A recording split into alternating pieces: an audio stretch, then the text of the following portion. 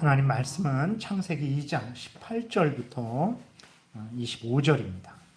창세기 2장 18절부터 25절 제가 봉독해 드리겠습니다. 여호와 하나님이 이르시되 사람이 혼자 사는 것이 좋지 아니하니 내가 그를 위하여 돕는 배필을 지으리라 하시니라.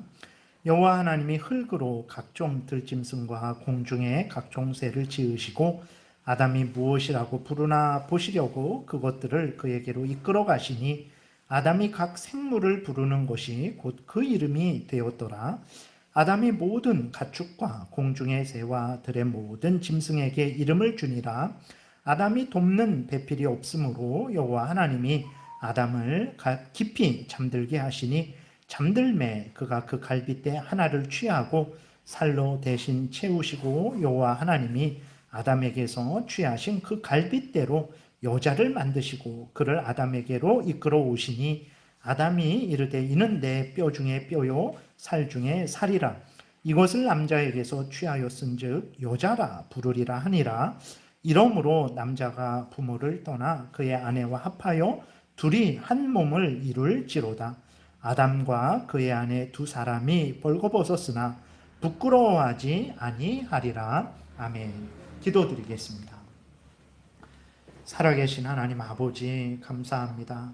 이 시간 하나님의 말씀을 전하고 듣습니다. 성령께서 역사하여 주셔서 우리로 하여금 하나님의 뜻이 무엇인지 잘 깨달아 알게 도우시고 전하는 자나 듣는 자 모두가 하나님의 말씀을 마음에 새기고 믿고 순종하여서 하나님의 영광을 드러내고 이웃을 참되게 유익하게 하며 우리도 하나님이 주시는 크신 은혜를 누리게 도우소서. 이 시간 온전히 성령께서 주장하시기를 간절히 바라고 예수 그리스도의 이름으로 기도드렸습니다. 아멘. 예, 지난 주일은 이제 어린이 주일이었고 오늘은 또 어버이 주일로 지킵니다. 5월은 가정의 달을 맞이해서 우리가 또 가정을 더 깊이 생각을 하는데 이럴 때일수록 정말 우리는 하나님이 가정을 세우셨다라는 사실을 분명히 깨달아 알아야 되겠습니다. 그리고 하나님이 세우신 가정이기 때문에 그 가정에서 어떻게 살아야 됩니까? 하나님의 명령대로 살아야 되는 것이죠. 오늘 하나님이 가정을 세우셨다라는 사실, 하나님이 세우신 가정에서 당연히 하나님의 명령을 따라 살아야 된다라는 이 하나님의 뜻을 말씀드리는 시간을 갖겠습니다. 첫 번째로 가정은 하나님이 세우신 제도라는 것을 아주 우리가 분명하게 명심을 해야 돼요. 남녀의 결혼도 오늘 본문에서 하나님이 그 정하신 제도이고 그 남녀의 결혼을 통해서 한 남자와 한 여자의 결혼을 통해서 가정이 이루어지는 것도 우연히 되는 것이 아니고 하나님이 그렇게 한 남자와 한 여자로 결혼하게 하셔서 가정을 이루게 하셨다라는 것을 우리가 분명히 알 수 있어요. 진화를 주장하는 사람들이 이제 앞으로 더 많이 그렇게 할 거예요. 그래서 우연히 그렇게 인간이 태어났다. 뭐 하나님을 이야기하는데 하나님을 이야기하면서도 우연히 인간이 태어났다라고 말해요. 유신 진화론이라는 말을 이제 여러분들이 점점 많이 듣게 될 텐데 다 잘못된 거예요. 그러면 뭐 남자가 어떤 작은 물질이 아주 생명체가 되고 그 생명체가 뭐 짐승이 되고 짐승이 걷게 되고 걷다가 어떤 것은 뭐 이렇게 원숭이가 되고 어떤 것은 인간이 되고 근데 인간 중에서도 어떤 것은 남자가 되고 어떤 것은 여자가 되고 그런 일은 우연히 일어날 수가 없다라는 것을 우리가 명심해야 됩니다. 오늘 본문에 보게 되면 하나님이 여섯째 날 하나님의 능력으로 하나님의 말씀으로 하나님이 흙으로 사람을 즉각적으로 지으신 것이지 그게 뭐 수억 년, 수십억 년, 수백억 년 걸려서 되어진 것이 아니라는 것을 우리가 아주 분명하게 명심을 해야 되는 거예요.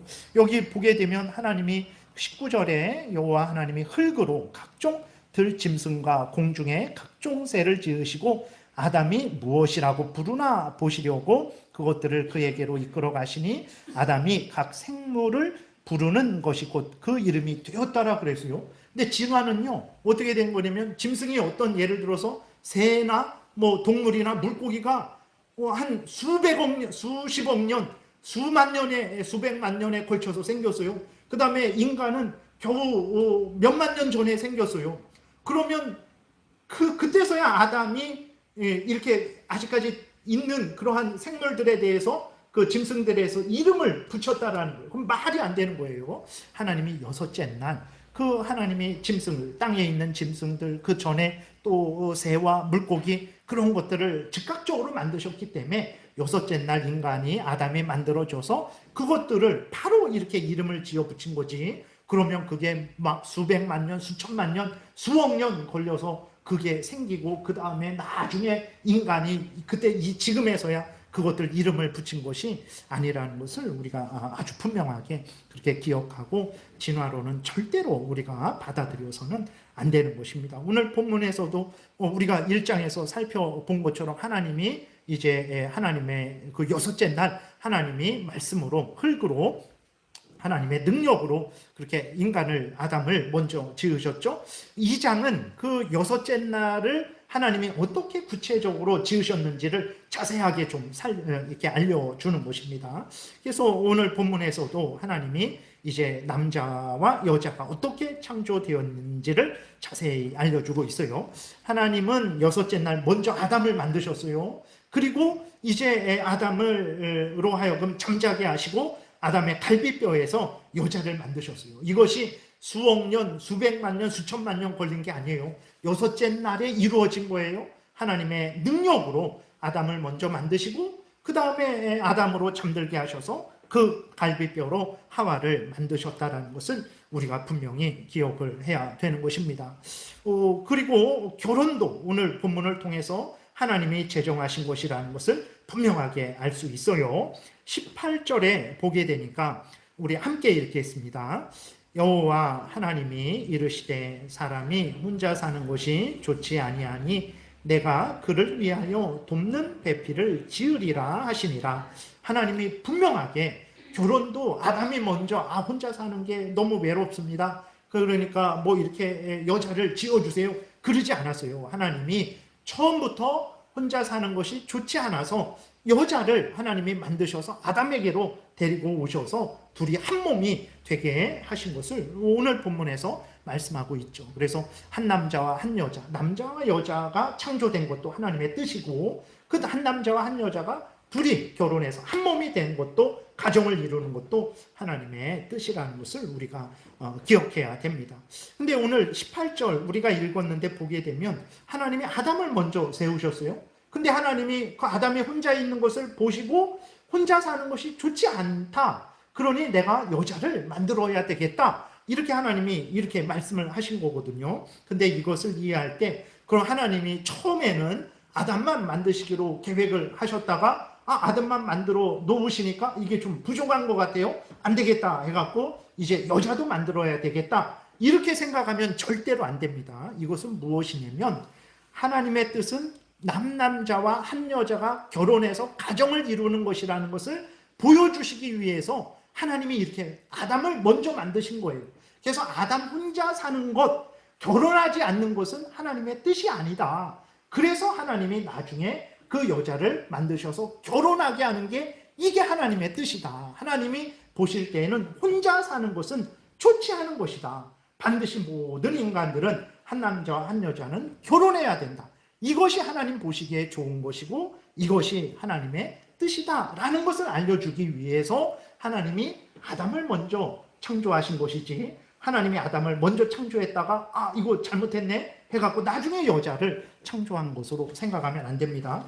혼자 사는 것이 좋지 않다라는 것을 분명히 보여주시기 위해서 결혼하는 것이 하나님의 뜻이고 좋은 것이라는 것을 보여주시기 위해서 하나님이 이러한 방식으로 아담 먼저 하와를 늦게 창조하신 것입니다.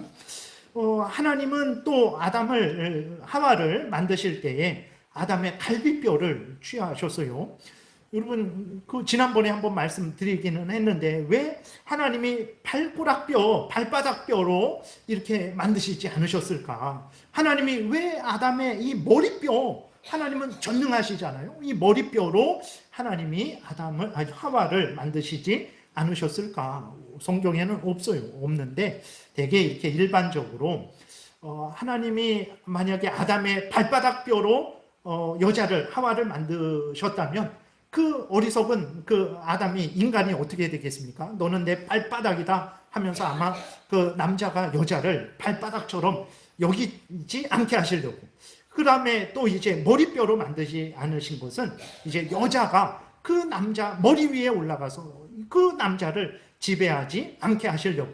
갈비뼈로 만드신 것은 이렇게 동반자, 그 옆에서 정말 낮지도 않고 높지도 않고 서로 대등한 존귀한 존재로서 함께 옆에서 동행하며 한 몸이 돼야 되는 존재로 알려주시려고 하나님이 갈비뼈로 만드신 것이다, 이렇게 생각을 하는데 정말 그런 것 같아요. 그래서 여러분들 오늘날에 우리나라 유교에서는 참 어떻게 했습니까? 그 우리나라에서는 그 여자를 정말 이렇게 너무 하찮게 생각했죠. 발바닥처럼 생각했어요. 남자는 하늘이고 여자는 땅이다 해갖고 아주 여자를 이렇게 멸시하고 조롱을 했죠.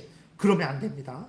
근데 오늘날에는 또 이제 뭐 극단적 여성 우월주의 이런 그러한 사상에, 잘못된 사상에 물든 사람들은요, 남자를 아주 원수같이 여기고 남자를 하찮게 여기고 남자를 적으로 여깁니다. 아닙니다.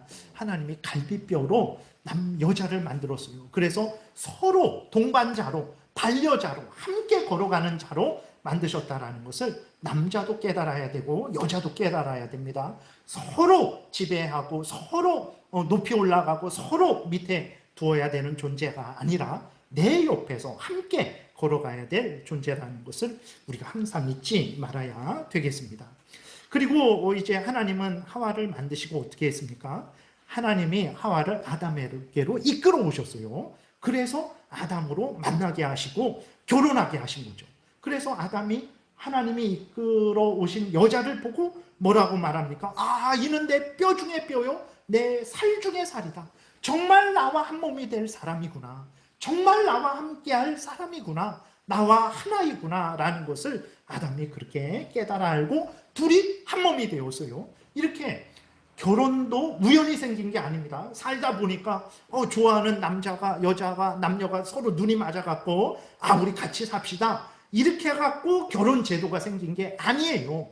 하나님이 처음부터 한 남자를 만드시고 여자를 만드시고 그 남자와 여자가 한 몸이 되게 하셨기 때문에 모든 인간들이 결혼을 하는 거예요. 아프리카 사람들도, 미국 사람들도, 뭐 대한민국 사람들도 다 결혼을 하는 거예요. 누가 가르쳐주지 않았는데도. 왜 그렇습니까? 그게 하나님의 처음부터 창조의 뜻이기 때문에 그런 것입니다. 그래서 결혼은 우연히 생긴 게 아니에요. 남자와 여자들이 합의해서 그때부터 생긴 게 아니고 처음부터 하나님이 창조해 하신 질서라는 것을, 제도라는 것을 우리가 잊지 말아야 됩니다. 그래서 24절에 우리 한 목소리로 같이 읽겠습니다. 이러므로 남자가 부모를 떠나 그의 아내와 합하여 둘이 한 몸을 이룰지로다. 하나님은 처음부터 결혼 제도를 정하셨다라는 것을 잊지 말아야 돼요. 그래서 결혼해야 됩니다. 반드시 결혼해야 돼요. 오늘날에 진짜 살기가 너무 어렵죠. 집값이 너무나 올라갔고 평생을 벌어도 집 하나, 뭐 서울에 집 하나 사기가 어려운 그런 형편이 되었죠. 그러니까 정말 나 혼자 살기도 힘들고 둘이 살려면 집도 있어야 되고, 근데 집은 너무나 비싸고, 그렇게 되니까 결혼을 하지 못하는 청년들이 있는데, 물론 우리가 우리의 인생을 살아가기 위해서 우리의 직장을 갖고 집을 마련하는 것도 우리가 마땅히 해야 될 중요한 일이에요. 그런데 그것만 우리가 할 일이 아닙니다. 어렵고 힘들어도 하나님은 우리에게 또 무엇을 명령하셨습니까? 너의 인생을 열심히 일해서 그 번 돈으로 살아가라, 이것만 명령하신 것이 아니라 결혼하라는 것도 명령하셨어요. 그렇기 때문에 이 명령만, 잘 살고자 하는 명령만 따를 것이 아니고 결혼해야 됩니다. 힘들고 어렵지 않습니까? 하나님이 명령하셨어요. 하나님이 명령하셨기 때문에 하나님이 도와주실 것입니다. 물론 처음부터 진짜 그럴듯한 화려한 집에서 살기는 어렵겠죠. 그러나 그것이 중요한 게 아니에요. 인생 살면서 정말 편안하게 넓은 집에서 뭐 좋은 음식 먹는 거 중요하지만, 그러나 정말 인생 말년에 우리가 다 이제 죽기 직전에 인생을 돌아봤을 때 그게 무슨 의미가 있겠어요? 정말 내가 힘들고 어렵지만, 정말 먹을 거 못 먹고 잠잘 때 못 자고 힘들게 어렵게 살았지만 그래도 하나님 영광을 위해서 내가 이 땅에서 여기까지 살아왔구나. 정말 내가 하나님 뜻 따라서 그렇게 어려워도 결혼해서 저렇게 자식들이 있고 저렇게 자식들이 그래도 나보다는 나아졌구나. 이런 것을 보게 될 거예요. 만약에 하나님이 결혼하라는 명령은 하지도 않고 그저 내가 이 땅에서 먹고 마시는 그것만 위해서 일하고 인생을 다 보냈어요. 결혼할 나이 지나고 아기 낳을 나이 지나고 어쩔 수 없이 혼자 살게 됐어요. 그러면 마지막 때 다행이다. 진짜 내가 그때 결혼했으면 지금 어떻게 살았을까? 이렇게 막 좋아하고 있겠습니까? 아니죠. 어려워도 그때 결혼할 거. 어려워도 단칸방에 살더라도 그때 시작할 걸 하지 않겠습니까? 정말 하나님의 명령대로 사는 게 복이에요. 지금은 힘들고 어려울 것 같죠. 그러나 하나님의 명령대로 살면 하나님이 도와주세요. 그건 하나님의 명령을 지키는 것이기 때문에 하나님이 도와주십니다. 그렇기 때문에 정말 젊은 청년들은 어렵고 힘들어도 열심히 일하시고 또 동시에 결혼하셔야 됩니다. 결혼할 때가 지나면 안 돼요. 결혼하셔야 되는 거예요. 하나님이 도와주시는 것입니다. 그리고 25절에 보게 되면 아담과 그의 아내 두 사람이 벌거벗었으나 부끄러워하지 아니하리라 그랬어요. 이것은 무엇을 나타냅니까? 죄가 하나도 없고 너무나 복된 상태에서는 부끄러운 것이 없어요. 위험한 것이 없습니다. 그러나 여러분, 죄가 있는 곳에서는요, 정말 모든 것이 부끄러워요. 여러분 보세요. 화장 안 하고 오신 분들 계십니까? 여자분들 중에서. 그러니까 어쨌든, 그러니까 우리 인간들은요, 그 화장 안 한다고 뭐라 그러지 않잖아요. 근데 우리는 항상 화장을 해야 돼요.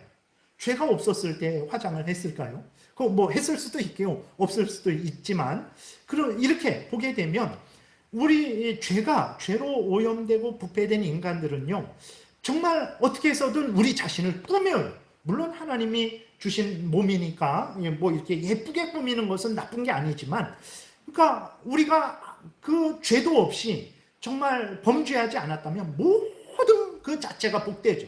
나 자체가 복된 거예요. 사람이 나를 볼 때에도 그냥 복되게 봐요. 왜 이렇게 늙었어? 왜 이렇게 주름이 많아? 뭐 이런 말을 하지도 않고 그런 생각도 없죠. 나도 그런 생각도 없고 다른 사람도 그런 생각도 없죠. 그러니까 뭐 화장하고 꾸밀 필요가 없겠죠. 근데 죄가 있으니까 볼 때에 저 사람은 왜 이렇게 주름이 많아? 저 사람은 뭐 기미가 있네? 저 사람은 왜 이렇게 점이 많네? 뭐 이런 생각을 한단 말이에요. 그리고 다른 나 자신도 나는 점이 많으니까 화장으로 가려야 되겠다. 이렇게 하는 거예요. 그러니까 그 25절에서 아담과 그의 아내 두 사람이 벌거벗었지만 부끄러운 것이 없다 그랬을 때에는 죄가 없는 상태에서는 모든 것이 복된 거예요. 부끄러운 것이 없고 숨길 것도 없는 거예요. 근데 죄가 있게 되니까 어떻게 합니까? 그 무화과 나뭇잎으로 자기들이 서로 부끄러워하며 자기를 숨기는 거죠. 남편과 아내입니다. 한 몸인데 서로 숨기게 되는 거예요. 서로 숨기고 서로 감추는 거예요. 그러니까 여러분 진짜 복된 삶을 살기를 원하신다면 죄를 미워하셔야 돼요. 아주 작은 죄일지라도 미워하고 멀리해야 됩니다. 동시에 하나님을 사랑하고 하나님의 뜻대로 살아야 돼요. 죄를 짓는 남편과 아내 한 몸이 될 수 없어요. 행복할 수 없습니다. 그러나 죄를 미워하고 멀리하고 부족하고 연약해도 하나님을 사랑하고 하나님 뜻대로 살아가는 남편과 아내 부끄러울 곳이 없어요. 서로 사랑하고 서로 복된 부부의 생활을 할 수 있다는 것을 우리가 기억을 해야 되는 것입니다. 정리하면 하나님이 남자와 여자를 만든 거 우연히 만든 거 아니에요. 결혼하게 하려고, 그래서 생육하고 번성하게 하려고 남자와 여자로 만드신 것이고, 결혼도 하나님이 세우신 제도라는 것을 우리가 아주 명심을 해야 되는 것입니다. 그러면 결혼을 해서 가정을 이루었잖아요. 어떻게 살아야 되겠습니까? 가정도 하나님이 세우신 제도예요. 그렇기 때문에 가정생활을 할 때에도 어떻게 해야 됩니까? 하나님의 명령을 따라 가정생활을 해야 되는 거예요. 절대로 내 마음대로 가정생활을 하면 안 됩니다. 하나님은 가정생활하는 것도 창세기부터 계시록까지 전체 성경을 통해서 어떻게 가정생활을 해야 되는지를 알려주셨습니다. 오늘 본문에서도 보게 되면 하나님이 먼저 아담을 만드셨죠. 그 다음에 하와를, 여자를 만드셨어요. 하나님이 능력이 없어서, 지혜가 없어서 아담 먼저 만들고 그 다음에 하와를 만드셨습니까? 아니죠. 온 천지 식물을 만드실 때 모든 종류대로 모든 식물들이 한순간에 있도록 만드신 하나님이에요. 그럼 아담과 하와도 한순간에 만드실 수 있죠. 그런데 시간을 두고 순서대로 만드셨어요. 왜 그럴까요? 혼자 있는 것이 좋지 않고 결혼하는 것이 좋은 것이다라는 것을 알려주시기 위해서도 그렇고, 또 하나는 무엇입니까? 가정을 이루어서 살아갈 때 부부죠. 그 존귀합니다. 남편이나 아내, 한 남자와 한 여자로서는 동등한 존재예요. 그러나 그 가정에서 살아갈 때 질서가 있는 거죠. 남편이 앞서고 아내가 뒤에 서게 하는 게 하나님의 뜻이에요. 그리고 창세기 3장에도 보게 되면 이제 하와가 범죄를 해갖고 이제 하나님께서 벌을 주시잖아요. 그럴 때 여자에게 무슨 벌을 주십니까? 남편의 지도를 받도록, 남편의 지도를 받도록 하나님이 그렇게 벌을 주세요. 그렇기 때문에 이제 디모데전서 2장에서도 이제 그 3장에서 목사의 그러한 장로의 그 안수 집사의 직분의 그 역할을 말을 할 때에 여자는 이제 그렇게 직분을 목사나 장로나 그렇게 될 수 없다라는 것을 이야기하는 근거로 바울이 디모데전서 2장에서 무엇을 말하냐면, 첫 번째로 하나님이 남자를 먼저 창조했다. 그렇기 때문에 여자는 남자보다 앞서지 말아라. 두 번째로 하나님이 벌을 주실 때 여자는 남자에게 순종하게 하셨다. 그렇기 때문에 이 두 가지, 창조 질서와 하나님의 그 범죄에 대한 하나님의 형벌로 인해서 여자는 교회에서 남자를 지배하고 다스리는 그러한 목사와 장로의 역할을 하지 말아라 라고 이렇게 말씀을 하고 있는 거죠. 이렇게 부부 생활을 할 때에 남편과 아내가 어떤 그러한 그 질서를 따라서 행해야 되는지 하나님은 이 전체를, 성경 전체를 통해서 좀 알려주셨죠. 이것이 또 신약 그대로 이렇게 내려옵니다. 에베소서 5장 22절부터 24절까지 우리 한 목소리로 같이 읽겠습니다. 아내들이여 자기 남편에게 복종하기를 주께 하듯 하라. 이는 남편이 아내의 머리됨이 그리스도께서 교회의 머리됨과 같음이니 그가 바로 몸의 구주시니라. 없어요? 안 넘어가요? 그래요? 24절. 그러므로 교회가 그리스도에게 하듯 아내들도 범사에 자기 남편에게 복종할지니라 라고 이렇게 말씀을 하고 있어요. 여기에서도 에베소서 5장에서도 아내들아 자기 남편의 복종하기를 누구에게 하듯 하라 그랬습니까?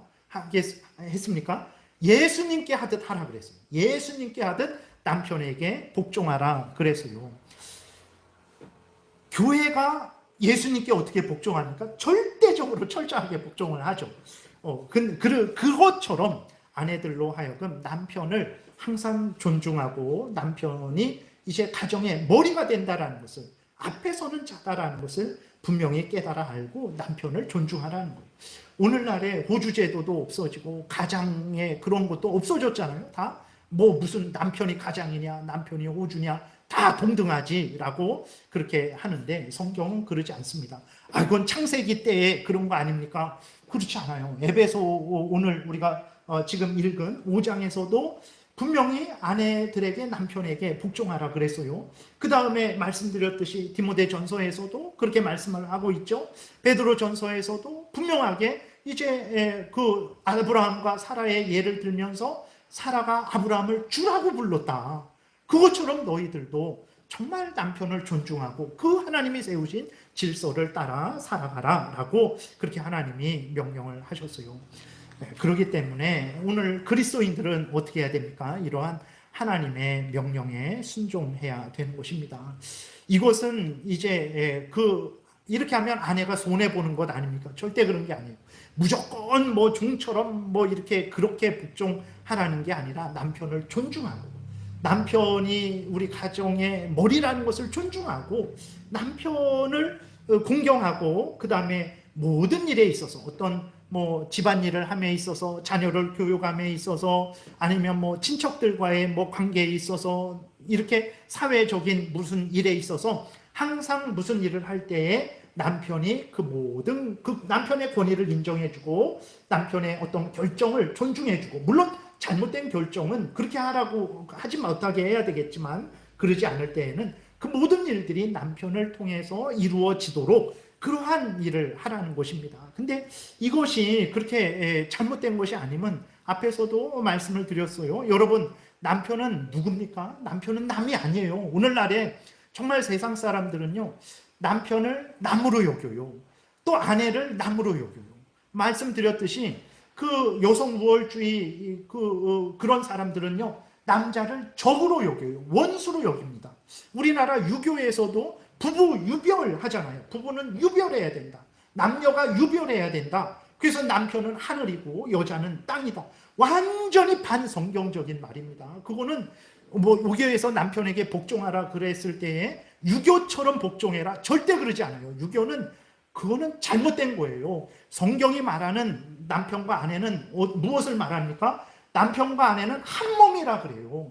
유별하면 안 됩니다. 남편과 아내는 하나가 되어야 돼요. 가정일을 할 때에도 하나가 되어야 됩니다. 집안일을 할 때에도 하나가 돼요. 그 자녀들을 교육할 때에도 하나가 되어야 되는 거예요. 모든 일을 할 때 남편과 아내는 하나가 되어야 되는 거예요. 결혼하게 되면 남편과 아내는 둘이 아니에요. 하나가 되는 거예요. 한 몸이 되는 것이라는 것을 우리가 기억해야 됩니다. 그래서 아내가 남편을 존중하고 남편을 인정하고 남편에게 순종하는 것, 잘못된 것에도 순종하라는 게 아닙니다. 남편이 지금 내가 교회 가려고 하는데 내가 하나님 앞에 기도할 게 있어갖고 금식하며 기도하려고 하는데 남편이 교회 못 가게 하고 뭐 적당히 하라고 그렇게 뭐 광신적으로 믿냐고 그러면 안 됩니다. 여기에서도 그리스도가 교회를 다음에 보겠지만 그거는 그렇게 하는 그런 잘못된 곳에는 순종하면 안 되죠. 그러나 그렇지 않은 곳에는 그렇게 순종할 때에 그것은 누구를 위하는 것입니까? 그것은 나를 위하는 거예요. 그러니까 대개 아내가 남편을 위하는 것을 손해보는 것으로 생각하는데 왜 그렇습니까? 나로 여기지 않기 때문에 그래요. 남편을 나와 한 몸이다 라고 여기지 않으니까 남편에게 순종하기 싫은 거예요. 내가 왜 남편에게 순종해? 내가 더 잘났는데, 내가 더 많이 배웠는데, 내가 더 지혜로운데, 내가 더 똑똑한데, 저 미련하고 정말 저 무딘 남편, 왜 내가 저 남편을 순종해야 돼? 이런 식이 되는 거예요. 그러니까 남편과 아내는 하나예요. 남편을 섬기는 거는요, 나를 섬기는 것입니다. 내가 남편을 무시해요. 사람들이 그거 봐요. 저 남편은 무시해도 되는구나. 사람들이 그 남편을 무시해요. 그러면 내가 무시받는 거예요. 정말 우리가 하나님의 말씀대로 살면요, 손해보는 것 같은데 절대 손해보지 않습니다. 하나님의 말씀대로 살면요, 정말 남편도 복되고 나도 복된 것입니다. 그래서 정말 이렇게 항상 남편을 앞세우고 어떤 일들을 결정하고 그럴 때에도 서로 충분히 이렇게 이야기를 하죠. 그리고 자녀들과 결정할 때에도 그 남편의 권위를 인정해서 남편을 통해서 그러한 일들이 전해지고 결정되게 하는 그런 것이 남편을 이제 섬기는 거가 되는 것이죠. 그래서 여러분, 아내는 남편을 어떻게 해야 됩니까? 아내가 보기에 미련하고 무식하고 정말 모자라는 것 같을지라도 존중하고 사랑하시고 존귀히 여기십시오. 정말 그게 하나님의 뜻이고 그렇게 할 때에 못난 남편이 지혜롭게 되는 거예요. 아내에 의해서 지혜롭게 되고 또 그가 깨닫고 그가 더 잘되게 되고 그러면 그 가정이 복되게 되는 것입니다. 이렇게 아내들이 남편을 존중하고 순종하면 남편들은 어떻게 해야 됩니까? 왕처럼 아내의 섬김만 받고 살면 됩니까? 결코 그러지 않죠. 어떻게 해야 됩니까? 하나님의 명령을 따라 못난 자신을 존중하고 섬기는, 인정해주는 아내를 어떻게 해야 됩니까? 목숨을 바쳐서 지켜야 돼요. 이게 남자가 남편이 할 일입니다. 그 에베소서 5장을 이렇게 펴보세요. 5장 25절부터 28절. 에베소서 5장 25절부터 28절. 신약성경 316페이지에 있죠. 우리 교독하겠습니다. 에베소서 5장 25절부터 28절 교독하겠습니다. 남편들아, 아내 사랑하기를 그리스도께서 교회를 사랑하시고 그 교회를 위하여 자신을 주심같이 하라. 이는 곧 물로 씻어 말씀으로 깨끗하게 하사 거룩하게 하시고 자기 앞에 영광스러운 교회로 세우사 티나 주름 잡힌 것이나 이런 것들이 없이 거룩하고 흠이 없게 하려 하심이라. 이와 같이 남편들도 자기 아내 사랑하기를 자기 자신과 같이 할지니 자기 아내를 사랑하는 자는 자기를 사랑하는 것이라. 예수님이 아주 분명하게 말씀을 하셨어요. 정말 못난 남편은 어떤 남편입니까?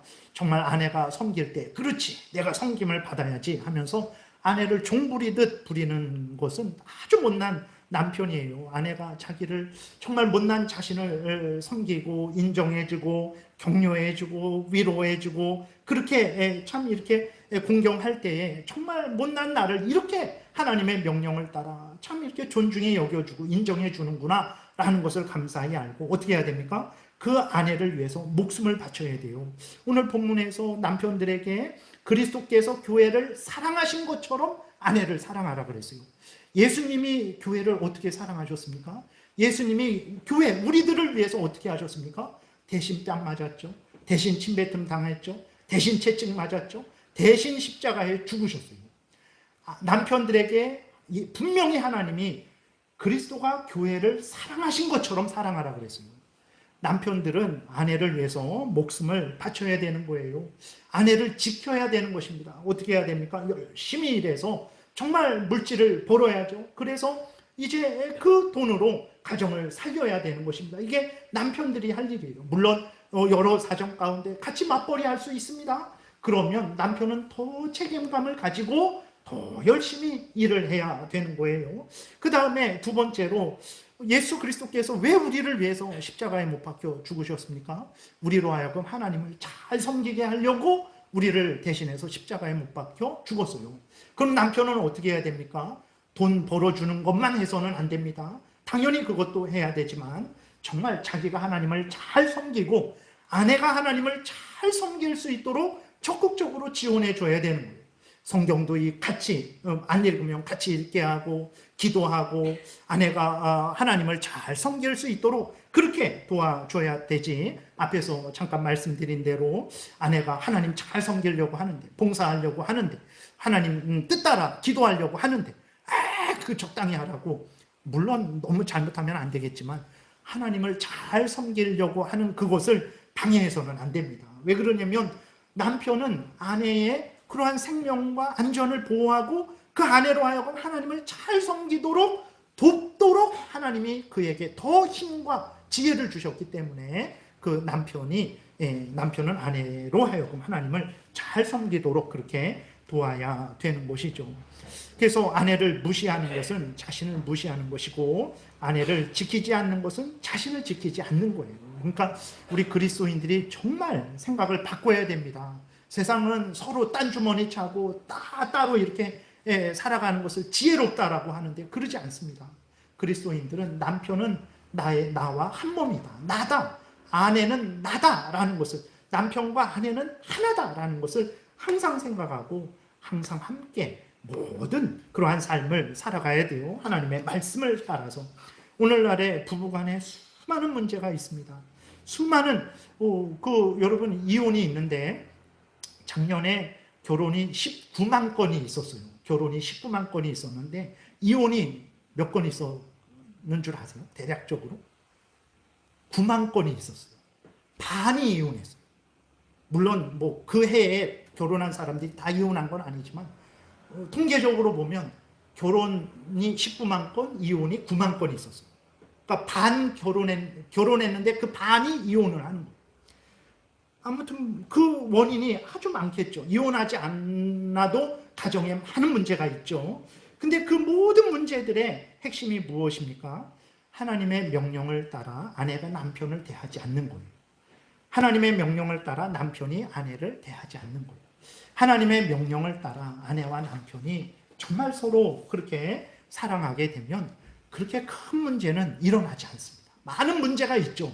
근데 그 많은 문제를 능히 잘 이겨나가게 될 거예요. 그래서 정말 이렇게 가정의 달을 맞이해서 정말 부부가 하나님의 말씀을 따라 부부 생활을 하시기를 바랍니다. 그리고 이제 부모와 자식이 가정에 있잖아요. 그러면 부모와 자식은 어떻게 삶을 살아야 될까? 에베소서 6장 4절에 우리 한 목소리로 같이 읽겠습니다. 또 아비들아 너희 자녀를 노엽게 하지 말고 오직 주의 교훈과 훈계로 양육하라 그랬어요. 여러분, 내가 자식이 있는 거 우연한 거 아닙니다. 하나님이 주신 자식이에요. 이걸 분명히 깨달아 알아야 됩니다. 그렇기 때문에 자식을 어떻게 키워야 됩니까? 하나님의 뜻대로 키워야 돼요.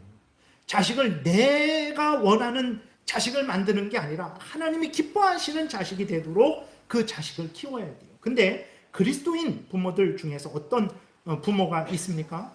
하나님이 나에게 주신 자식이다, 하나님의 자식이다라는 생각을 하지 못하는 부모들이 있어요.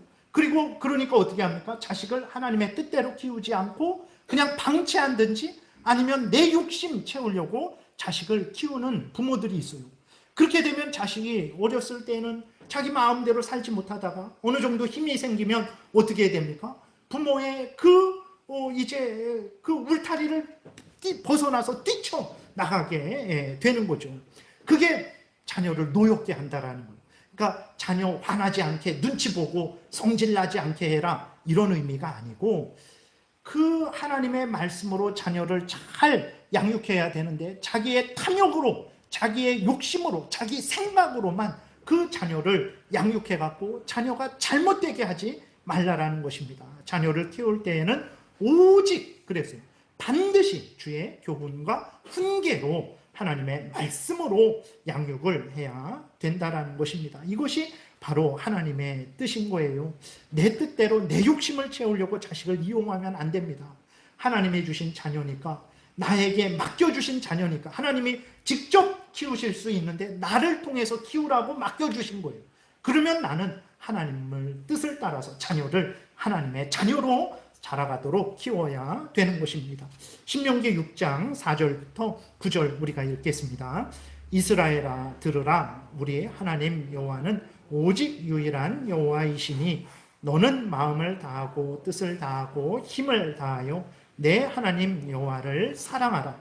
오늘 내가 내게 명하는 이 말씀을 너는 마음에 새기고 내 자녀에게 부지런히 가르치며 집에 앉았을 때에든지 길을 갈 때에든지 누워있을 때에든지 일어날 때에든지 이 말씀을 강론할 것이며 너는 또 그것을 내 손목에 메어 기호를 삼으며 내 미간에 붙여 표로 삼고 또 내 집 문설주와 바깥문에 기록할지니라. 아주 하나님의 뜻은 분명하고 명확합니다. 부모가 하나님을 잘 섬겨야 돼요. 부모가 하나님을 잘 섬겨서 본을 보이고, 본을 보이는 것만으로는 안 됩니다. 그 자녀에게 하나님의 말씀으로 교육을 해서 그 자녀로 하여금 하나님을 잘 섬기도록, 하나님의 뜻대로 살아가는 자녀가 되도록 그렇게 교육을 해야 되는 거예요. 우리에게 자식을 주신 것은 이 자식 잘 키워서 나중에 내가 덕봐야지, 물론 당연히 이렇게 하나님의 방식이기도 하죠. 근데 그것만 생각해서는 안 됩니다. 내가 덕을 못 보더라도 이 자식은 하나님을 잘 섬기는 자로 키워야 되는 것이 우리가 부모가 제일 먼저 가져야 될 그러한 분명한 목적이라는 것을 우리가 잊지 말아야 됩니다. 그래서 부모들은 자녀를 하나님의 말씀으로 잘 키워야 됩니다. 하나님을 사랑하고 하나님의 명령을 따라 살아가는 존재로 잘 키워야 돼요. 하나님이 우리에게 무엇을 찾으시겠어요? 나중에 천국에 갔을 때 너 돈 얼마나 벌어봤어? 얼마나 큰 집에서 살아봤어? 이거 하나님이 찾으시겠어요? 내가 너에게 준 자녀를 너는 얼마나 주의 교양과 훈계로 양육했느냐? 라고 하나님이 물으실 거예요. 그 물음에 우리가 잘 대답해야 되는 것입니다. 그 다음에 이렇게 부모로부터 하나님의 말씀으로 교육을 잘 받은 자녀들은 어떻게 해야 됩니까? 부모를 잘 섬기게 되는 거예요. 그래서 6절부터 3절에 보게 되니까 하나님이 자녀들에게 이제 말씀을 하시죠. 같이 읽겠습니다. 자녀들아, 주 안에서 너희 부모에게 순종하라. 이것이 옳으니라. 내 아버지와 어머니를 공경하라. 이것은 약속 있는 첫 계명이니 이로써 내가 잘되고 땅에서 장수하리라 그랬어요. 자녀들은 부모를 어떻게 생각해야 됩니까? 나를 낳아주신 분인데 그게 우연히 나를 낳아주신 분이 아니고 하나님의 뜻 가운데 나를 낳아주신 분이라는 것을 기억해야 돼요. 부모가 잘났거나 못났거나 그거 중요한 것이 아닙니다. 중요한 것은 무엇입니까? 나의 부모는 하나님이 세우신 부모구나. 하나님이 세우셔서 나를 낳게 하신 하나님이 세우신 부모라는 것을 우리가 분명히 깨달아 알아야 되는 것입니다. 그래서 우리는 부모님을 공경해야 되는 거예요. 인간적으로만 공경해야 되는 것이 아니라 하나님이 나에게 주신 부모라는 것을 깨달아 알고 하나님의 뜻 아래서 부모를 인정하고 부모를 공경해야 되는 것입니다. 말로만 공경해야 됩니까? 그러지 않아요. 마음으로, 말로, 행동으로, 물질로 모든 것을 하나님을 사랑할 때 마음과 뜻과 정성과 모든 것을 바쳐서 하나님을 섬기듯이 부모님을 섬길 때에도 말로만 하면 안 돼요. 정말 물질로도 섬겨야 됩니다. 시간을 내서도 부모님을 이렇게 섬겨야 된다는 것을 우리가 항상 잊지 말고, 그리고 또 이제 아직 결혼하기 전이라면 직장이나 결혼 문제 같은 인생의 중요한 일들에 있어서는 부모의 조언도 들어야 돼요. 그게 부모를 인정하는 것이고 부모를 공경하는 것이고 부모를 섬기는 것이라는 것을 우리가 기억을 해야 되는 것입니다. 여러분, 우리가 잘 되려고 하잖아요. 우리 자녀들도 잘 되고 싶잖아요. 하나님이 뭐라고 말씀하셨습니까? 내 아버지와 어머니를 공경해라. 이거는 약속이 있다 그랬어요. 무슨 약속이 있습니까? 너가 이 땅에서 잘 되는 약속이 있는 것이다. 부모를 잘 공경하면 너가 잘 된다. 너가 잘 되기를 바라느냐? 그러면 내 명령을 따라 부모님을 잘 섬겨라. 부모님이 지도할 때 그 지도를 잘 들어라. 부모님들이 그 자녀들에게 말하잖아요. 야, 부지런해야 된다. 야, 열심히 학생 때 조금만 노력하면 된다. 뭐 중학교, 고등학교 6년밖에 안 된다. 아니면 고등학교 3년이다. 그것만 노력하면 한결 좀 이렇게 너가 할 수 있는 그러한 많은 일들을 더 많이 풍성히 할 수 있다. 그러니까 3년만 노력해라. 안 들어요. 저도 듣지를 않았어요.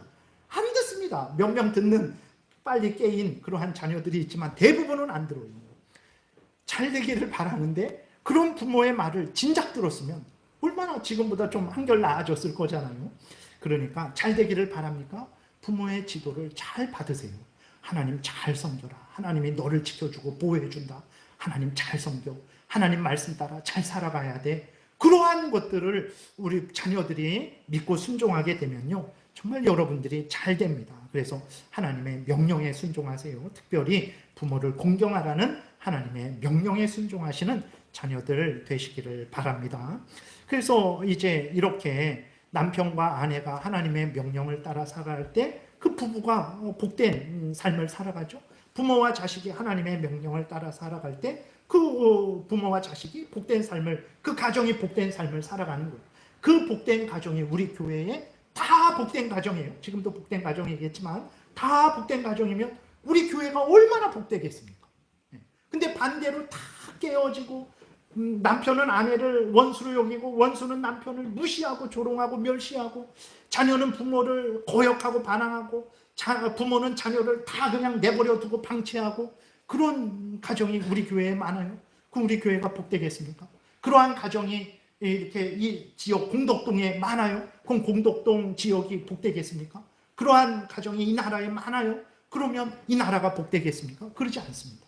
하나님의 말씀대로 살면 내가 복돼요. 우리 가정이 복됩니다. 우리 교회가 복되고 이 지역이 복되고 이 나라가 복돼요. 우리가 복되기를 바라잖아요.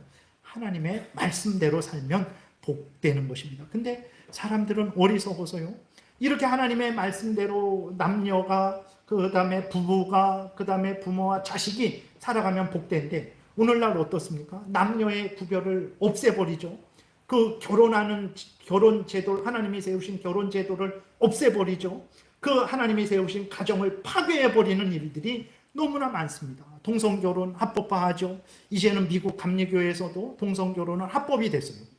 그러니까 하나님이 세우신 그러한 남녀의 그러한 정체성, 그 다음에 그 남녀를 통해서 이루어지는 가정이 다 깨지게 된 거예요, 이제는. 예. 그리고 동거를 마치 합법적으로 인정해갖고 동거하는 데에도 가정으로 인정해갖고 그렇게 지원해주고, 그러면 누가 가정을 꾸려나가겠습니까? 가정을 꾸려나가면 얼마나 힘들고 어려운 일이 많습니까? 진짜 이 사람이 내 남편 맞나? 이 사람이 내 아내 맞나? 이런 것들이, 그런 일들이 한두 번입니까? 정말 힘들고 어렵잖아요. 근데 그럼에도 불구하고 우리가 마음대로 하지 못하는 것 중에 하나는 결혼 안에 묶여있기 때문에 그래요. 하나님 앞에서 그 결혼 제도 때문에. 근데 이 결혼 제도 없이 그냥 눈만 맞으면 서로 동거하다가 무슨 조금만 일만 있으면 이제 헤어져도 문제가 안 되는 거예요. 이혼이 아니에요, 그거는. 지금 프랑스에서도 그런 제도가 있고, 우리나라에서도 예전에는 그 어느 장관이죠. 그 장관이 동거를 합법적으로 해서 가정처럼 인정하겠다. 그렇게 하더니 계속 그러고 있는. 그게 나라를 위하는 것입니까? 그거는 나라를 정말 완전히 깨트려 버리는 거죠. 그런데도 세상에서 정치인들이나 뭐 이렇게 앞에 선 국회의원들이나 법을 만드는데 나라가 복되게 하는 법, 가정이 복되게 하는 법을 만드는 게 아니고 나라가 망하고 가정이 망하고 개인이 망하는 법들을 만들고 있어요.